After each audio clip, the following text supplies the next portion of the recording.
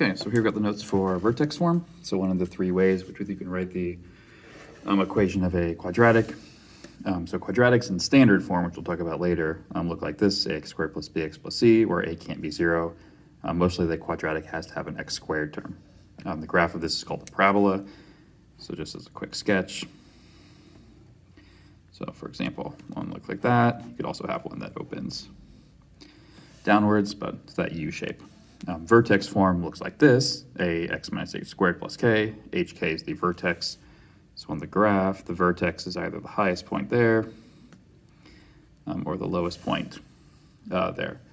So the value of a determines the direction the parabola opens. So a is positive for this one, a is negative, so positive is up, negative is down. H determines the horizontal translation, so how far left or right that vertex point is shifted, and k is vertical, so how far up or down. By default, if h and k are both 0, that parabola has its vertex at the origin at 0, 0.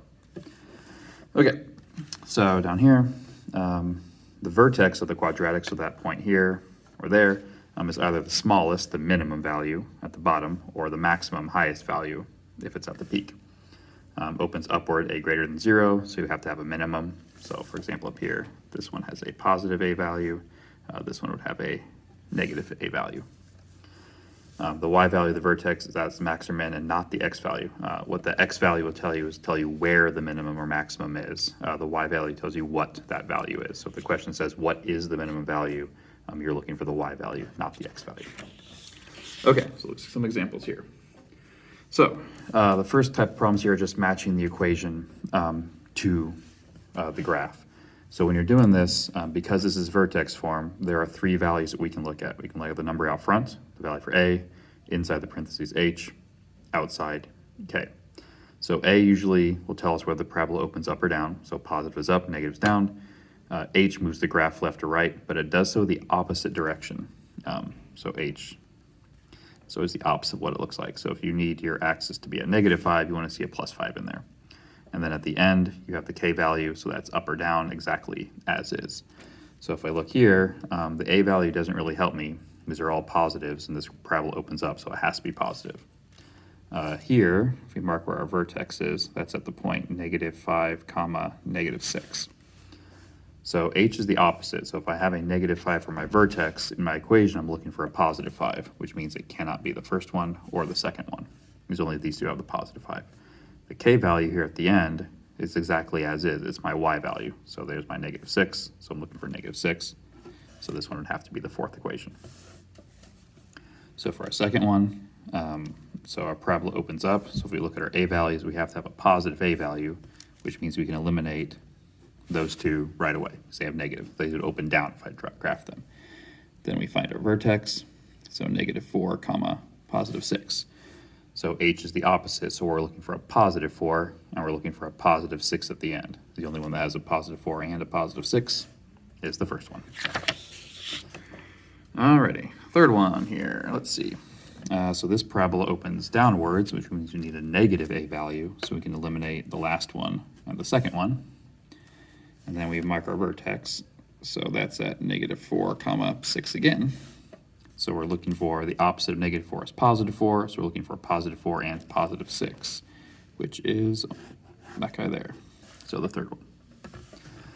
All right, fourth one, same thing. So parabola opens up, so we need a positive a value. So it cannot be the first one, cannot be the last one, because they have negatives. And then we mark our vertex, so 2, -4. So I'm looking for a -2 and a -4. So -2, -4 would be the second one. So remember that x value always appears as the opposite over here. Okay, and number 5. So let's see here, we're opening downwards, so we have a negative a value, so it cannot be the middle two. They have positive a values, they would open up. Our vertex is at -6, -1. So we're looking for the opposite of this, so +6 and -1. So +6 and -1, first choice. Okay, so for 6 through 10 here, we're looking for whether or not the graph has a minimum or maximum, and then what is that value. So whether the graph has a minimum or maximum depends on the a value. It'll have a minimum if a is greater than 0, it'll have a maximum if a is less than 0.